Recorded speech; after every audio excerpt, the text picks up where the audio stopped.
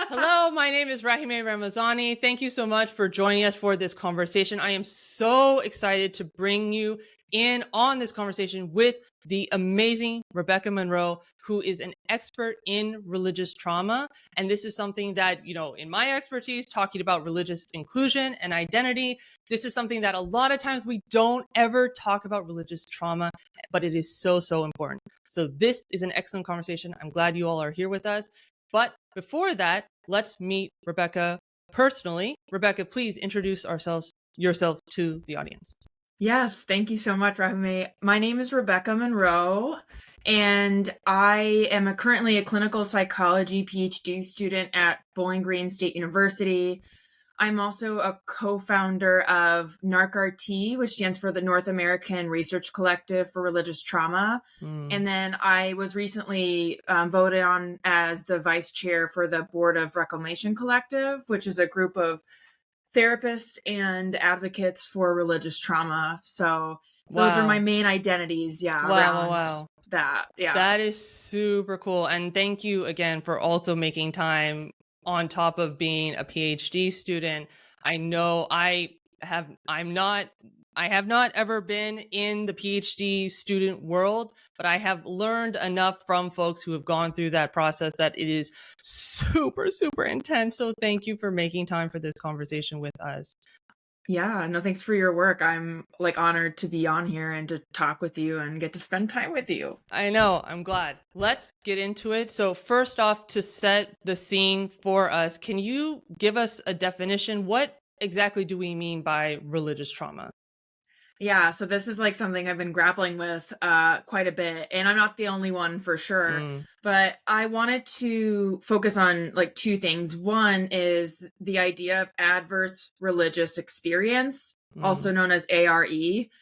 And this is defined by the Religious Trauma Institute and the Reclamation Collective as of 2019 as any experience of a religious belief, practice, or structure that undermines an individual's sense of safety or autonomy and or negatively impacts their physical, social, emotional, relational, or psychological well-being. So it's pretty broad, but it's this idea of, having negative experiences in a religious context, whether it's in a building for celebrating religion or perhaps a conversation with an individual who is using religious justification for a behavior. And so that's this idea of adverse religious experiences. And I bring that up because this is kind of the almost way of measuring a certain incident. And then I envision religious trauma as something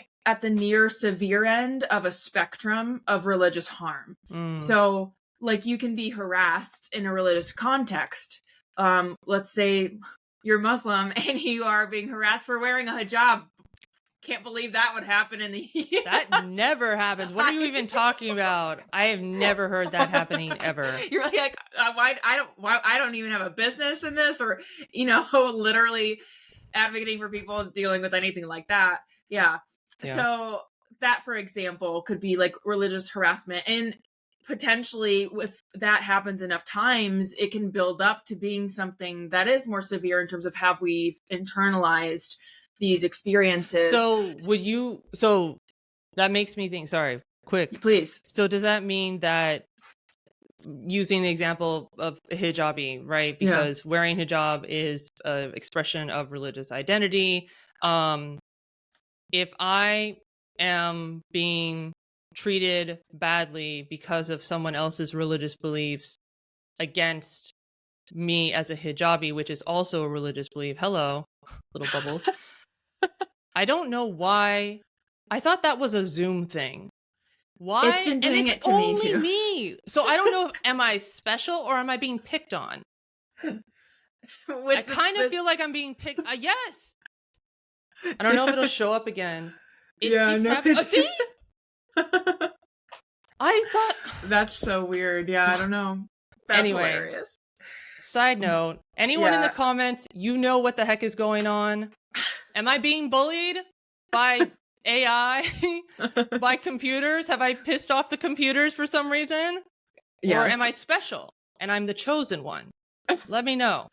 Anyway, so, and I use my hands to talk all the time, so it's like I can't like not express. Yeah, no, anyway. it's like, it must be a setting, or I think you're the chosen one. I think we should just go with that.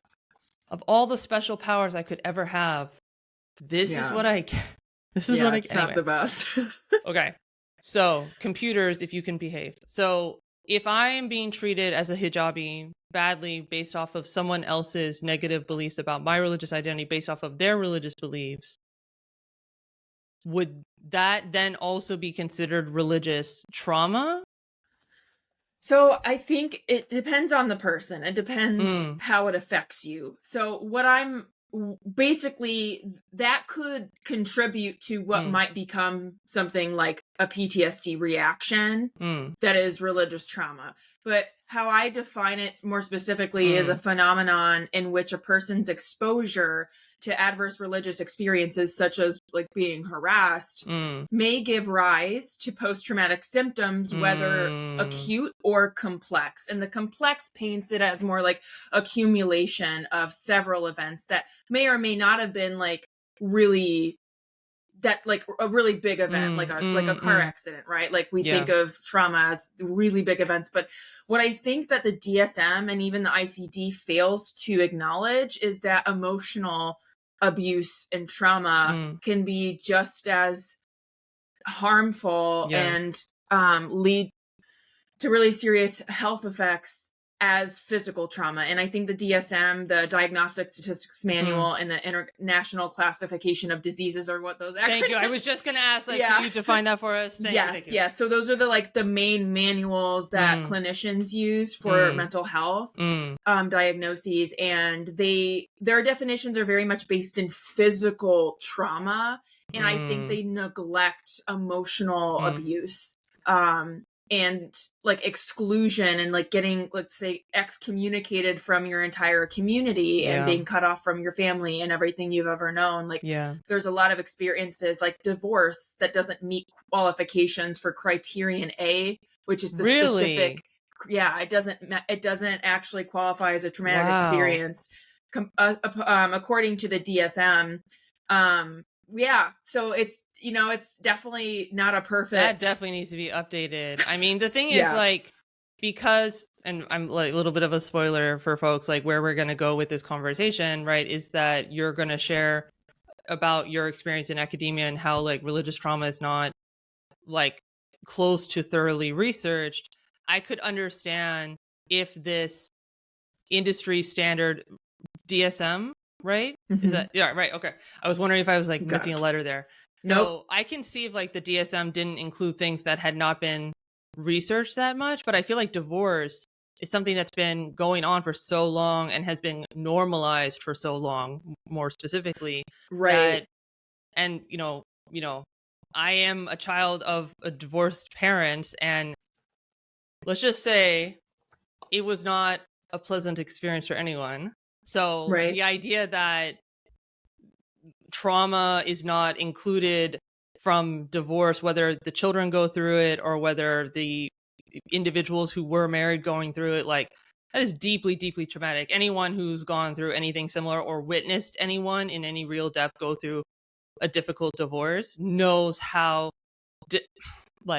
shattering it is. Exactly. And that's how it can be when you're divorcing religion, that's the name of a podcast by Janice Selby, who's done a ton of really cool interviews on this topic as well. And that's the title of her podcast, because it does feel that it can be that intimate and that devastating. And like, it isn't always, right? It isn't always that like leaving a particular group or person or relationship leads to trauma, but it absolutely can. Yeah. And that's what needs to be discussed, that I think has not been discussed, particularly in psychology, for just too long. Okay.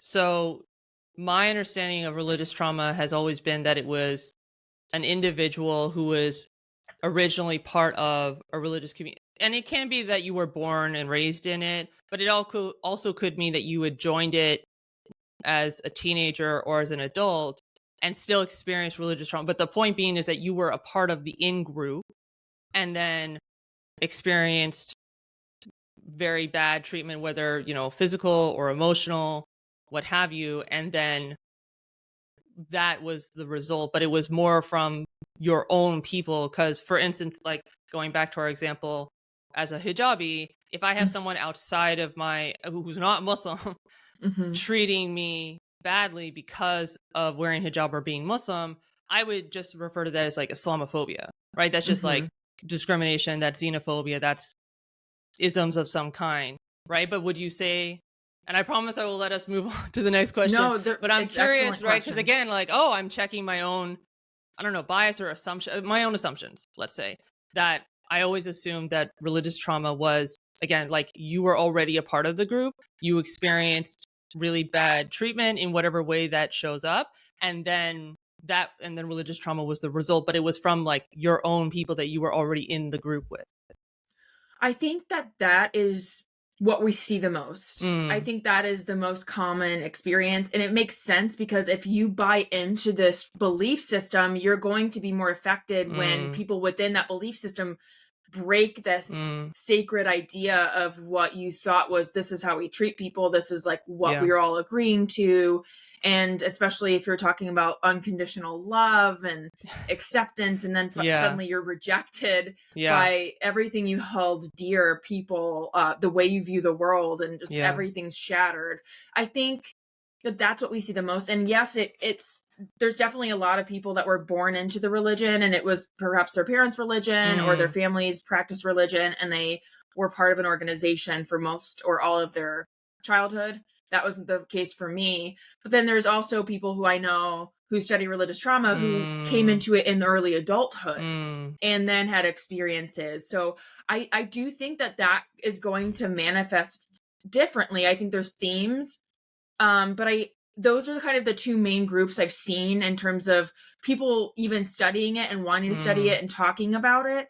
But I don't think like you have to necessarily be in a in-group for you to have experienced religious trauma. And I say that because there's a lot of, there's a lot of situations and places that have embodied Christian doctrine without necessarily calling themselves a Christian organization. So my public high school, for example, like even the way we think about like dress codes and how they're gendered, a lot of that stems from like a religious understanding and purity culture of like, women must wear this and this and men must wear that. And then there isn't discussion of, non-cisgendered people, and it goes much deeper. But I think that there's this idea of church and state separation, but it's really not as separate from Christianity as we like to think. And I think like some, the way the Supreme Court is now laid out is a good example of that. Yeah. So I'm gonna choose not to comment in this moment. That's fair. That's the most concrete example, but I honestly think like that's something, it's a great question and needs to be researched more, because I think the way we're thinking about it is exactly what you said. It's mostly like you've been at least in the in-group at some point and then you were pushed out. And then you might not even know how to function in the world outside of that in-group. Yeah. And it can be complicated, but then there's also the question of like, well, is it a cult? Which is an interesting question, but I think a lot of mainstream religions in the US, I'm not a cult expert, but this, like what I see as religious trauma is something that's like fairly commonplace and not as rare as like a cult situation.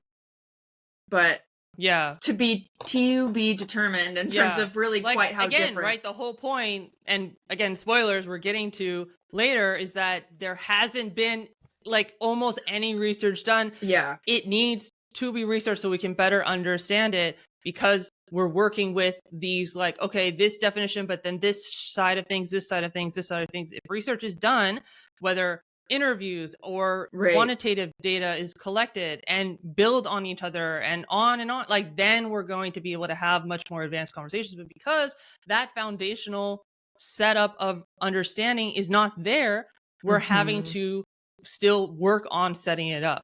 So no, thank you. Yeah. No, it's like this question of it. It's interesting because it's like, how do you study new things if you're not allowed to study things unless there's a precedent for it? Yeah. Which is just like, so do we never study new things again? Yeah. Yeah. Yeah, no, definitely. And that leads us perfectly into, if you can give us a sense, like, of course, please don't ever feel like you need to share like on the internet more than you feel comfortable. But what led you to working in religious trauma? Yeah. So I was born on an Air Force base, but then my family moved to small town Missouri when I was in about second grade. And I definitely don't come from money. So I think, in fact, like I think my dad actually, like, he had a gambling addiction, and he's been pretty open about this. So I feel comfortable talking about it. And he overcame that, and Christianity was really his way of overcoming that. So, when we first moved to Missouri, like, we were staying on my grandparents' like trailer. They had a spare trailer on their property while they tried to see if they could get a loan to get a house with having gone bankrupt. So that was like me starting second grade in Missouri. And my dad comes back from a Jehovah's Witness background and indigenous background of Cherokee and Osage tribes, I believe, but like that wasn't something that was really taught to me. So I just I identify as white. And there is so there's interesting history there of poverty and religion on my dad's side, and then my mom's side was from Long Island, New York, and they were Methodists for the most part. And basically, my parents bonded over the Bible, over Christianity, and that was kind of what brought them together. Had 3 kids, there's me, and growing up in Missouri, it's very homogenous in that it was predominantly white, Republican, Protestant, evangelical. Like that, I think, was probably safely, you can say 95% of the population of my hometown, which was roughly 12 to 15,000 people. So wow. Yeah. So, and that, to some people, that's actually big. Yeah. Depending where you grow up. But, like, everyone is biased. No one is like objective. Yeah. Everyone has just their different subjectivity. So my subjectivity and, bias is that I from any age of being a child that actually remembers things that happened around me, I have lived in the San Francisco Bay Area with like millions and millions and millions and millions of people, right? So for me, the idea of like 15,000 people is like so small. What does that even mean? One high school is a good way of thinking about it. So there's one high school. And so it, there wasn't any live music venues that weren't churches. Like we didn't have like bars with live music. Like that wasn't a thing. So like the only place that was open 24/7, for example, was like our super store Walmart and like a gas station. And otherwise socializing, it was going to be church or someone's house. And that was pretty much it. And so, I just experienced a lot of purity culture. So like, feeling pressure to go up and like sign your name to pledge to abstinence. Okay. Yeah. And like purity in rings. The church setting, right? Yeah. And specifically in youth group was usually where that was done. And a lot of shame around sex and like premarital sex and we don't do that. And just like so much association with sex is bad. Sex is not meant for you unless you're married. And marriage looks very specific, right? Yeah. Like it's a cisgendered man and a cisgendered woman, and that's that. And you should both be Christian. Don't forget that. Sure. And so like such a small way of thinking about love, I think. And within that, of course, is a lot of sexism that men are submissive to, or I have already switched it. What church were you going to? That's interesting. I know. I might need to convert to a different religion. Me too. I should. It's not that hard to start a church, so we could just create one. And think of the tax write-off. I know. That, like, literally, I think John Oliver did that. They like created a church. I think I remember. Yes. This episode of something. Yeah, it was good. It was good. Maybe it was SNL. I don't remember, but either way, no, women being submissive to men and all that of was that through high school, right? And younger. Oh, yeah. And younger too. Yeah, probably like middle school, high school is the majority of that like talk. But I also had like experience with my principal, which I didn't know until later, but like sexually grooming me. And that were they a man? Yes, they were. Okay. I don't want to. Yeah, and he. Jeez. Yeah, and it was like he's smart. He was subtle in some ways, in other ways really not. But yeah, that's like that'll take up a whole nother hour, so I won't go into the details. Taught, right? Like, to respect authority, yes. Right? To respect men in authority, right? And of course, like as a child, which like a high schooler is a child, they are a minor, yes, right? Your brain is not fully formed at 15, 16, 17 years old, and again, you're primed to respect and not even question authority, men in authority, right? Like it's a very, very vulnerable position to be in. Yeah, and as like especially like basically the very small snippet version is I was in theater and musicals, choir band, and some honors classes, and I think student council. I was like very active. Wow, and so my principal had known about me, and like I was asked with my boyfriend at the time to host the faculty Christmas party as entertainment, and they choreographed it so that I you were like in musical theater. Okay, right. So she was like, "Oh, why don't you sing Santa Baby?" And I'm like, I mean, I love that song anyways, but like because I love jazz. But then she I don't know if it was like a choreograph so that I would like sit on his lap, and it was like, yeah, it was just like really not. And I was just like, whatever, I'm acting. I didn't really think about it. But then like another instance, he like made a bet with this boy that he had to take me out on a date if he beat him at ping pong at lunch. It was just like stupid, but he was just like always showing interest in my love life.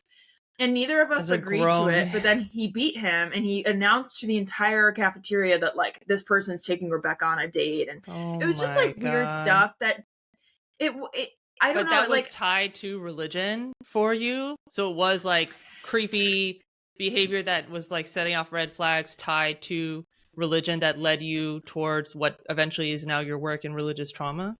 So that's why it's subtle, is like he was basically touted in our town for being a good Christian man, and like he prayed at our public high school graduation, which wasn't allowed, but he did it anyway. So he was like, oh my God, he's such an amazing person and principal. He's so active and caring. And so like basically fast forward to I graduated, I was 19. I just moved to Chicago, and I opened up to him about being sexually assaulted, and I didn't call it that at the time because I didn't have the words. And he like asked how I was doing, like on Messenger on Facebook, and I just opened up about it. And he basically was like, well, what didn't you like about it? Was it his age? And like just that question in itself. And it's like, maybe the fact I said no, maybe that part is the most important part. And like, you could tell he was honestly getting off on it. And he kept asking like, what do you think about, do you masturbate? What do you think about? Like, no. Yep. I have it in writing, him asking me this kind of stuff. And like, that was him giving me fatherly advice. It was just so messed up. And it wasn't like, there wasn't. So I was just like, wow, this is really creepy. And I basically you have those ideals that you're taught.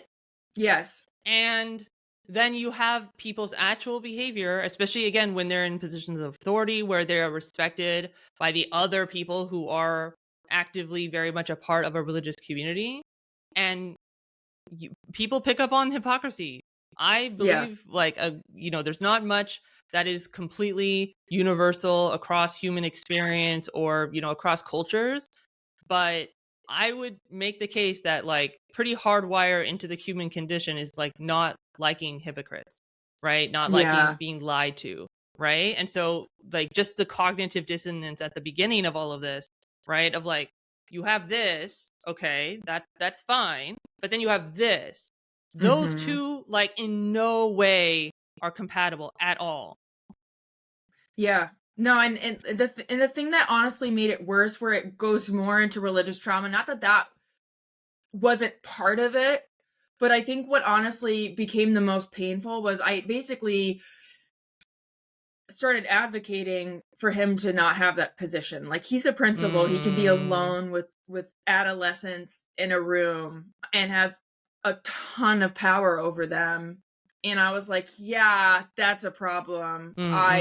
So basically I ran into literally the only Black woman teacher in my whole town, and I ran into them at Walmart, and I was like, you know, something weird happened with this person, and she was like, oh, there are others. Yeah. And I was like, oh wow, of course there are. And so she asked me to go to the assistant principal. I did. They asked me to talk to the superintendent. I did. They said they took it seriously. Nothing happened, because they're like, well, you're no longer a student because you're 19. And you were 19 and you're an illegal adult. But it's just like the standards are so low. And turns out a few years later, there was another report. Someone found out that he had groped like a cheerleader at a pep rally or something. And I'd actually made the entire conversation history of us talking on Facebook Messenger public. Yeah. So people could see it for themselves, because they were saying, I'm a liar, I'm a home wrecker, I'm a slut, I'm all of these things. Of course. And like, I shouldn't have talked about sex with another man, like, let alone the fact I was describing. You were not bringing it up. He literally kept bringing it up, and I would change the subject, but he kept, and I'm like, I'm comfortable talking about sex, but there's a difference between like talking about sex in an educational and like vulnerable way, like, hey, I was assaulted, like this happened, in a more educational sense. Those are completely than different. Trying to arouse someone.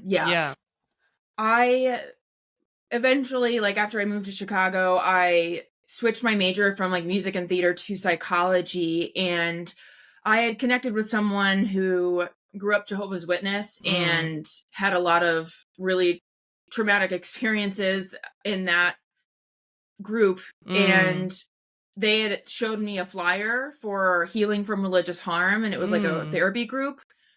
And I actually missed my appointment to see if I fit in with the group, because you have to do kind of a screening to see if people are compatible. And that makes sense.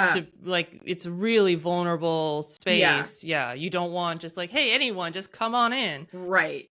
Exactly. And so I missed that, but then I still had the contact information, and I decided, after hearing this idea of like religious harm and then religious trauma, that I would write a few papers on it for my class of psychology development of women. And that was like my focus for the whole semester, for 3 different papers. And so I did a deep dive, and one of the papers ended up being published in the undergraduate publication of psychology at Berkeley. Wow, that's amazing. I was really surprised. Congratulations on that. That's awesome. That was in 2020, and it was like the first time I'd ever submitted anything, and I was like, oh wow. So we went through kind of a, I know, it was quite a year. So that was like when I started, 2019 is when I started writing that, and then 2020 is when it ended up being published in the undergraduate publication. But I really that's when I did a deep dive, and I contacted the therapist that had conducted this like intervention training for therapists.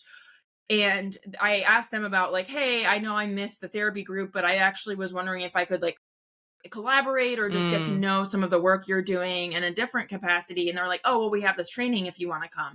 So I went to it, and I was just like, yeah, I've been reading about this and writing about it.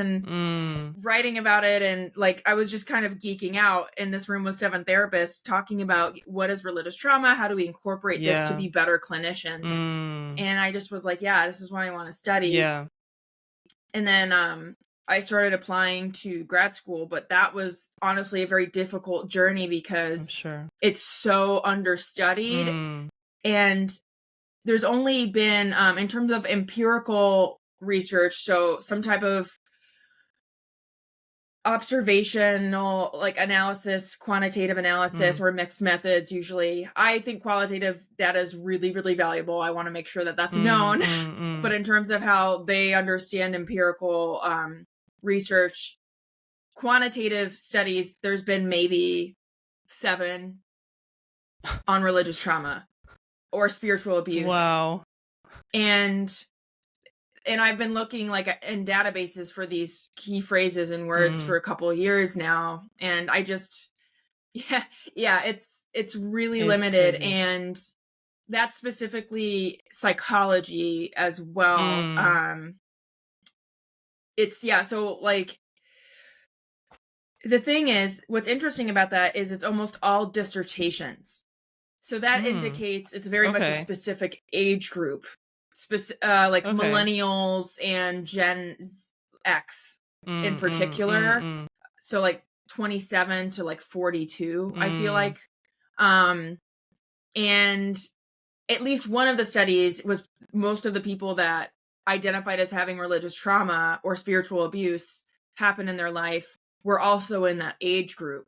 So I do think that there's like a phenomenon there in terms of being a child in that environment, like a very hyper religious evangelical, because it was predominantly like white. There was one study that focused specifically on Black Americans, but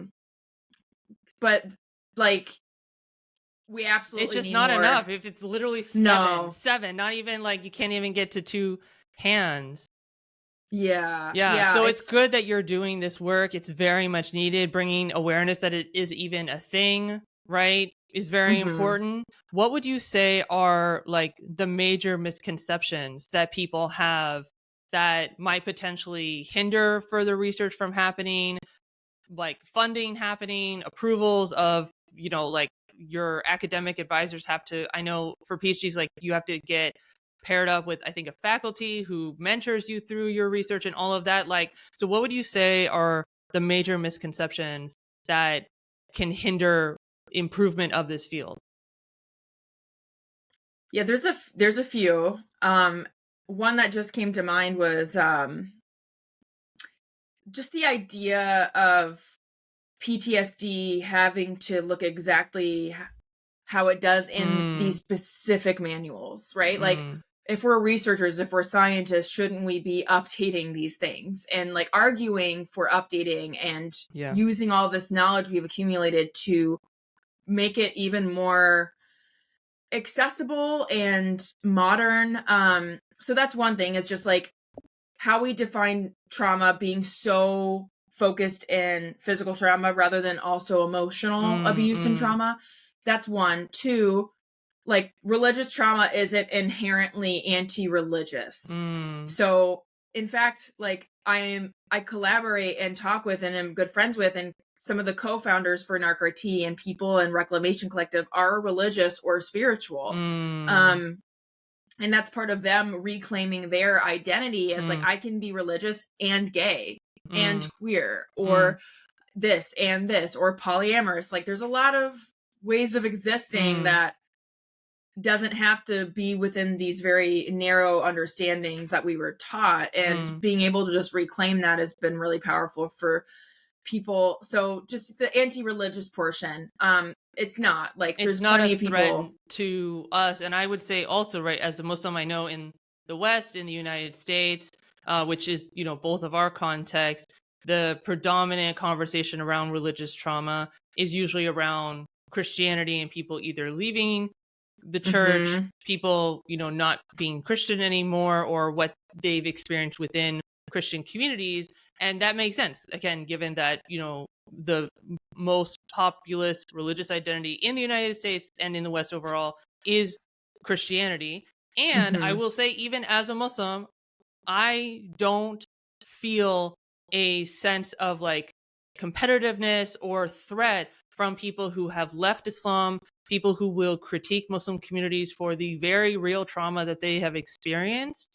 It does not take away from my faith or my belief in the goodness of the faith that I choose to practice, to then also recognize and hold space compassionately for people who have gone through very difficult, traumatic experiences that should never, ever be justified. And it makes me so angry when I see other Muslims who just dogpile on and tear to shreds or talk badly about behind their back people who have left Islam, or people who like criticize Muslim communities and so on, because they feel, I mean, they wouldn't call it this, they, code it in all kinds of religious language, but essentially, right, like they feel a threat of, oh, you are saying that, Islam is not a good religion, Islam shouldn't exist. And of course there's like Islamophobes and stuff who say that, and there are some people who are Muslims who are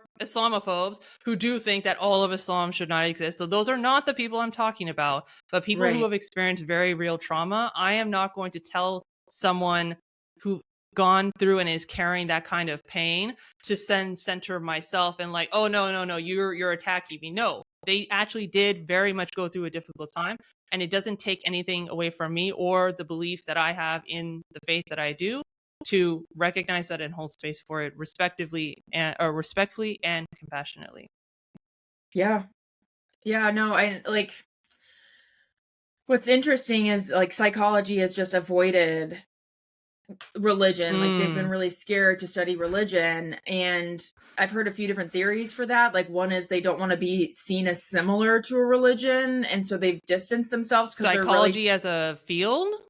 Yeah, I like, because like, yeah, I don't know if like that's because of a lot of the pseudoscience that has existed around psychology, and so they want to be like, no, we're empirical, we're evidence-based, we're basically, we want to be part of the medical industrial complex and the medical model and be cherished financially. And so they want to make sure to keep this really hard line in between. And it's like that, and I think it's just predominantly, maybe it's interesting because like psychologists aren't known for being super religious necessarily. If anything, I would like typically once you get to the PhD level, people tend to be less religious. But even so, there's just like been a lot more work in psychology looking at the healing aspects and of religion as opposed to the harmful. And I'm not saying religion can't be incredibly healing and powerful and peaceful, but it can also be incredibly lethal. And Palestine's a perfect example of that. Like a macro version of religious trauma, if not just religious genocide. And not that it's only religious, because like that's, sure, there's a lot of Muslims and there's a lot of Jews, but it's more than that. It's also just like racism, and I won't get more into that, and you're better to speak to that than I am, but I'm gonna hold my I'm gonna hold my tongue. But I think that is unfortunately a salient example of justification for violence using religion, and or saying that critique of a religion is in itself abusive. It's like, and what I've understood, and like, let me know if I'm wrong on this, but one of my friends who is Muslim talks about how, in fact, Islam actually invites like debate. And it's very different than Christianity. Your questions. No, you need to do it. You should. Right, exactly. And it's absolutely not that's just not how it is. It's submit to authority, do not question. This book is sacred. We don't question the book. We don't question the leaders. We don't question the pulpit. You listen and you do what you're told. Right? And it's especially if you're a woman. And so I have that's why I think I have a lot of issues with authority, because no, and I get that, and I want to say before anyone gets in the comments and wants to like, well, I am an ex-Muslim and that's not the experience I had, or oh, you're picking on Christianity and blah blah. Like, no, like Rebekah, our guest here, everyone in the audience, I'm speaking to you now. We are talking about Christianity because this is our guest's experience and how she grew up. We can easily talk about, as I already said, there are people who are ex-Muslims, there are people who are still Muslim, but who have experienced religious trauma, and that is valid. I am not trying to say that that's not a thing. I respect it. I acknowledge it. It is completely valid. So if you're an ex-Muslim or a Muslim who's experienced religious trauma, we're not saying that Muslims have not committed bad actions or caused trauma in our own members. Absolutely. We are not picking on Christians. Again, it is because Rebekah, that is her lived experience. And also in the West, in the United States, which is our context, this is the predominant religious identity. So it makes sense. But of course, people who are Buddhist and Jewish and Hindu and Baha'i and have all experienced in different instances religious trauma and also have experienced amazingly liberatory, beautiful, uplifting experiences and have been pushed to do amazing actions and benefit the world. Amazing, right? That's my only thing, right? Like there's a lot of folks, in my own work with DEI, religious identity and stuff like that, especially online when I, post content, there's a lot of folks who are like, oh, all religion is bad because religion has led to every war. Religion is like every bad thing. I'm like, okay. Not everything. That is too far. Well, and again, like it's used as a tool, right? Because religion is, or spirituality, if you will, is a part, I would say, of every single society. Like from a sociological standpoint, every single civilization throughout history and today has some sort of religious or spiritual practice or belief system, even if they wouldn't call it that per se, right? But yes, we can talk about that later, but I would make that the case. So religion becomes a very easy tool for people with bad intentions who need to justify why they are not bad people and why people should follow them, why the crowds, why the masses should follow them. They hijack parts of the society that people already are believing in, already educated on. And so they make excuses and they hide their bad intentions with, in this case, religion. They should not. And of course, they need to be called out, whether they are Muslim, whether they are Christian, whether they are Jewish, whether they're Hindu, Baha'i, pagan, whatever. Anyone who commits these bad actions must be called out and taken into account. Absolutely. But that does not mean that then, therefore, atheists and agnostics by default are all good human beings who would lead society, lead their countries into only positive directions. No. Yeah, I think honestly, like Rahimeh, that's such a good point because that's what's been so mind blowing for me because I grew up in such a hyper Christian space. So like everyone was Christian. Like you wouldn't even assume someone wasn't. Yeah. Like I joked when I came to Chicago, everyone's like, "Oh, what's your zodiac sign?" But in my hometown, it's like, "Oh, what church do you go to?" Yeah. Like those are equivalent. And that was like a shock. I was like, I don't know what zodiac sign I had to learn a little bit about that so I could just as an aside, I kind of would like to make the case, and I've talked to a couple people about this before and they haven't really thought of it that way, but the way I see zodiacs taken so seriously, what is your sun, what is your moon, what is your rising, this and that, like that is a religion. To me, that is a religion. You are making decisions based off of it. You are basing your identity like seriously on it, right? I grew up with zodiacs being like just a fun thing, like, taking a quiz in a magazine, right? That you didn't take seriously, stuff like that, right? But the way I see people now take zodiac signs and like, again, your sun and your moon and like stuff like that, that to me, like that is 100% a religion. That's just my thing. But yeah, go ahead. It's funny. I've been thinking that regarding intersectional feminism as well, which in a way, like it's absolutely my belief system. So if belief system is equivalent with religion, I know different people would like debate the differences like religion and spirituality and beliefs and like, and I think that's fair. There's a time and place for that. For myself, like I'm generally using for like, especially like spirituality and religion kind of interchangeably. Because for me, I mean, as someone who is Muslim, who attempts to be a good Muslim, who attempts to be a practicing Muslim, for me, when people say religion and they're like, oh, this is like the, you know, institution, and this is like the leadership, and this is how like structural stuff works, right? Versus like spirituality, which is like the really interconnections of things. To me, it's as a Muslim, those things have to be interconnected. Otherwise, the religion that they're talking about, the structures and all of that, if that isn't completely deeply based in the belief system, the spirituality, then it's just for show. It's just play acting. Yeah, like that's playing house, if you will, like playing church, right? That's really fascinating. Anyway, that's just me. But again, I know many, many, many people who would like, no, those were completely separate. And okay, yeah. I respect it. I understand. People, yeah, no, like definitely, and I'm guilty of defining like religion versus spirituality. Religion being more an organization, a structure, and spirituality being more like the individual's personal relationship with whatever deity or religious connection, whatever that belief system looks like.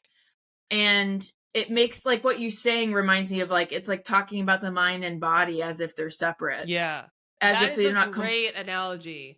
That is a great analogy. Thank you. I need to remember that for later. But we're so obsessed with talking about them as separate entities, especially in Western culture. And the way you talked about spirituality and religion makes so much sense. But honestly, they're gonna come after me but I'm like a lot of Protestant evangelicalism, what I'm seeing is play acting. Like there's people that have talked about feeling pressure to speak in tongues and like put on a show. I'm not saying it's not genuine for some people. Yeah. You know, and that I have the answers as to what or isn't happening when someone dies. Like I'm not here to say this is what I'm an expert on. No. Yeah. I am saying that like there is definitely social pressure and that is a real tangible thing that we've measured and experimented to see like, yeah, people feel pressure to act a certain way, peer pressure, authority, pressuring people that are in the position of less power than them. Yeah. And also seeing less action that is charitable and a lot more talk and a lot more mega churches. Like, I don't like there's shifts and there's definitely churches doing like amazing work, like on the ground, grassroots community work, like stuff like that. Yeah. I'm not trying to say there isn't amazing charitable organizations that are religious, but it's like there's also those that have just really been about power and selfishness and individuality, I think. And from what you're saying about like this idea of it feels like you can't untangle these things as a Muslim compared to, I think Christianity has become so much more individualized even than it used to be in the US. And this is maybe more of a theory, but like I just feel like there's something there to unpack more another time. Yeah. That's really interesting. I would definitely say that there are absolutely Muslim communities, Muslim spaces, where being Muslim has definitely been like commoditized, is just a part of everyday life and is not an actual feeling of identity, of what people mean by spirituality as like a like Islam, right? You know, if you've been around Muslims for any amount of time, like in our own communities or in our own spaces where we're using our own jargon and stuff like that, and we're not code switching for non-Muslims, right? So we will use the word deen. And a lot of times deen is translated to religion, but really it's more about a way of life, that Islam is a way of life that touches everything.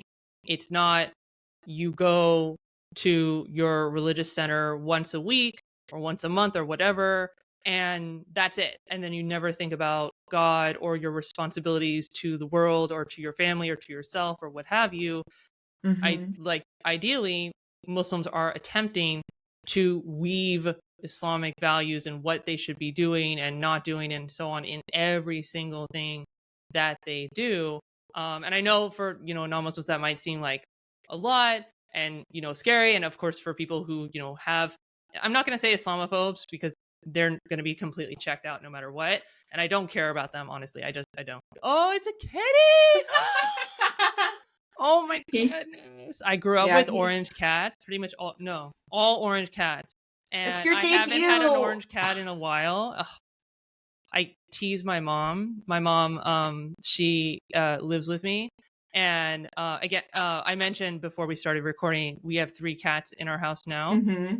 And I keep teasing my mom like that I have this itch that I'm like, it's time to have an orange cat again. Like I haven't had an orange cat in my life for like a good 15 years or so. And I'm like, but my mom's like, no, we can't become like 3 is already so many cats and all that. I'm like, what I'm going to do is like, you better pray to God that, I don't know if anyone has heard of the cat distribution system. If you haven't heard, I don't want to get off tangent, but just Google it. Google the cat distribution system. Okay, now if you are on TikTok, I need Google to know the cat distribution system.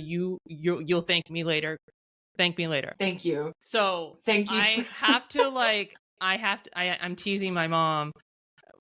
Teasing how much of it is teasing, how much of it is serious, but like you better pray to God that the cat distribution system doesn't put like an orange kitten in my face at some point, like it just shows up in the street and comes towards me. And I'm like, because there's gonna be a cat that just shows up in our house. I'm not gonna tell you that it's coming. I'm not gonna tell you, hey mom, I brought the cat in or whatever. It's literally just gonna appear in our house and you're gonna be like, what the heck is that? Anyway, I have to tell you that we have a second cat who is also orange. I love it. No, and they're she's so special. a long hair, which is rare. Yeah, she's amazing. Yeah, she's super chill. This one very needy. He likes the shoulder. Baby. Such a sweet baby. He loves his mommy. And I love him so much. He is why I can survive in grad school. I know. No, seriously, right? Like the emotional connection and support that animals give, like being able to cuddle with them. I've always chased all of our animals, like, and I grew up with all kinds of animals, literally like a whole menagerie. My mom, she is bonkers for animals, like every kind of animal possible. The only thing basically I haven't had at some point are like farm animals like cows and goats. We did have a horse for like 10 years that we boarded. And the only other thing is like reptiles, and not because my mom didn't want to get a snake, but just like it didn't end up happening. But for whatever reason, I always like started playing chase and tag or whatever with our animals, even the horse, right? Like I would chase him around the arena and he would like run and kick his heels at me or whatever, and then I would stop and then he'd walk back to me, and like they understood that it was play.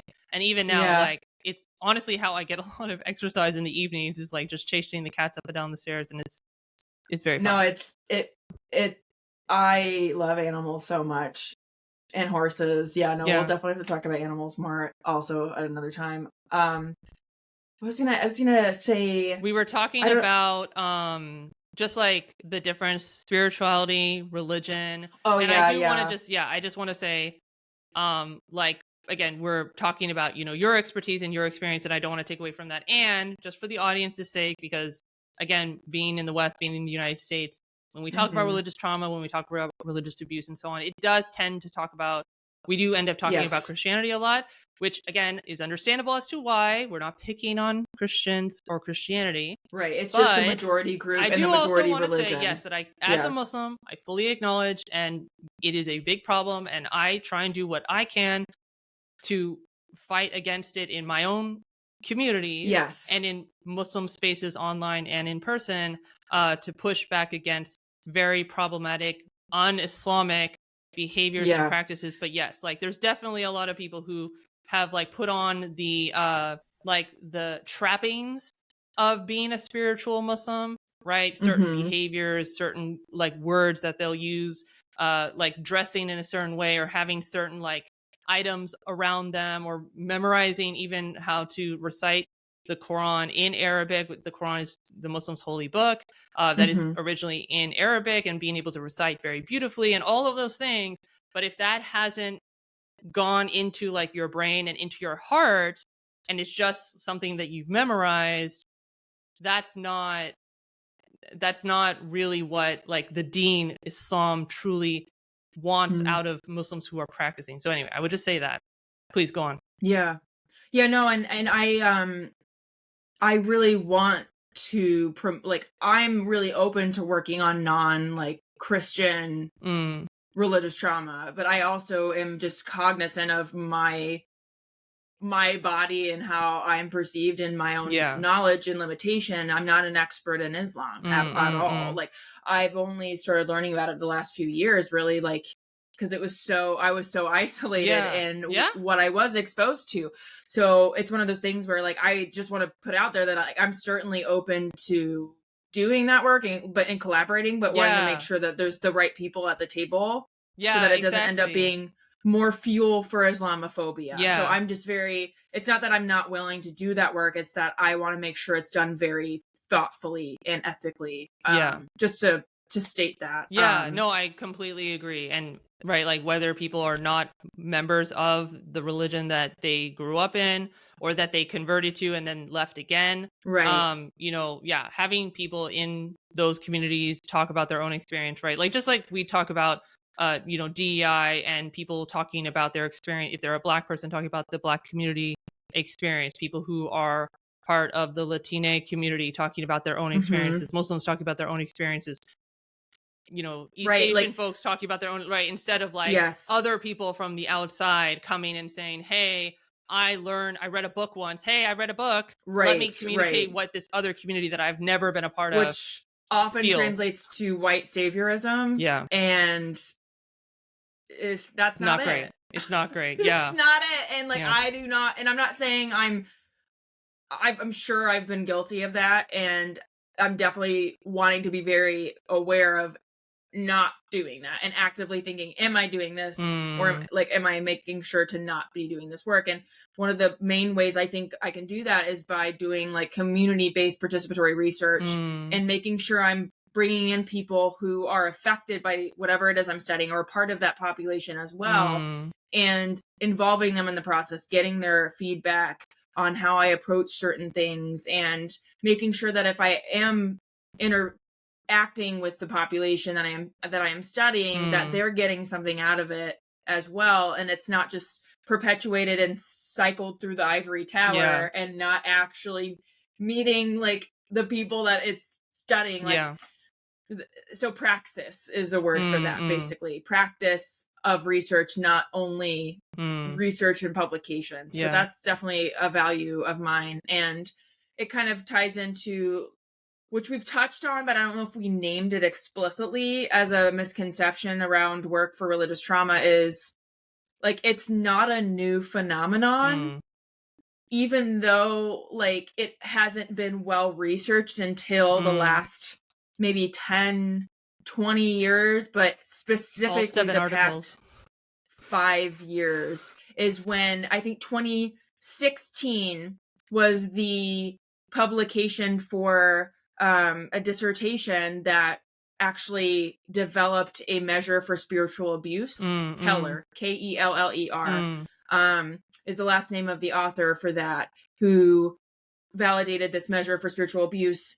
And that there's been one more that was published in 2022 that hasn't been used in any empirical research yet. I'm not I haven't looked into them deeply enough to know like which one is a better measure of religious trauma / spiritual abuse, which are used pretty synonymously, just to put that out there as well.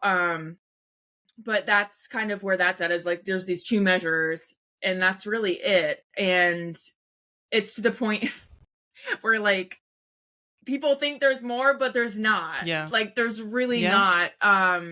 And we desperately need people that are willing to actually do that work, but they're scared. And part of that comes to funding. And like Templeton is a organization that has given a lot of money to Psychology for Religion, but I've heard there's like a change in leadership and we're not sure if they're going to keep supporting that work. They were specifically looking at spiritual coping, religious coping, and religious struggles. And religious struggles is one of the measures that was used to create the measure for spiritual abuse. And so it's interesting, but we're going back to that spectrum where there's like struggle, harassment, trauma, genocide, it's a spectrum. And they've been not going a little bit further and further, but like trauma is a lot farther than struggle. Yeah. Right. Yeah. And so I'm wanting to be like, let's study this, right? Let's go further because there's nothing. And clinicians don't even know how to recognize if someone has been experiencing religious trauma, like specifically, let's say conversion therapy from being gay, or they've been kicked out of their family home and their community. Like, and they don't know how to interact with the world, and they've lost all of this parts of themselves at once. And it's devastating. Like, if you've lost one friend or one lover, how devastating can that be? Imagine losing your entire community. Like, that's so painful. And just because they might still be alive, but if they've rejected you, that's still a form of grief. Yeah.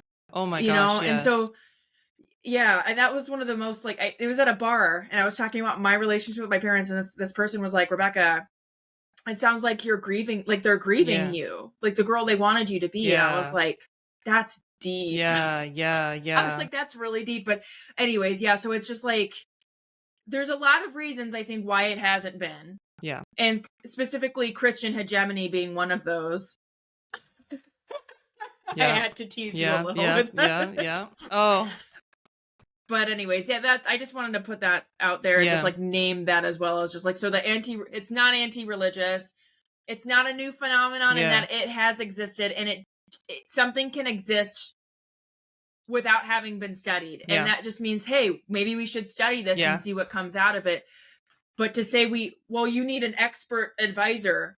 Okay, then how does anyone ever research something new if we have to already have an expert in the field? Yeah. Like, that's the kind of arguments I've been hearing, though.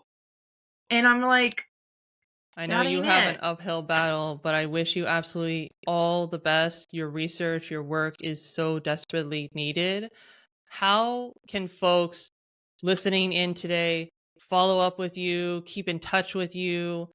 How can they keep up with all that you're doing? Yeah, so my LinkedIn, I am pretty active there. And it's just, I think it's Rebekah Joy Monroe. And you can find me pretty easily that way. If you want more of a saucy rendition, then my Facebook is definitely the place. That's a more sassy version. Nice. And I'll talk more about just like personal anecdotes there. And I am very open, but I save that space for like more intimate experiences. And then Instagram is also good, but that's like more of my yogi side. Okay. So I also teach yoga. But I also will post about other things. And then finally, more relevantly is NARC-RT website, which is www.narc-rt.org. And I'll put all of the links down in the description, in the YouTube description, so everyone can find them super easily. But yes, definitely all of those sites. So there's like a message box, and I'll get that email if you put an email in there. But my I'm definitely like LinkedIn is an excellent way to get in touch, or by email as well. So perfect. Thank you, Rebekah, so much for your time, for sharing your experience, your expertise.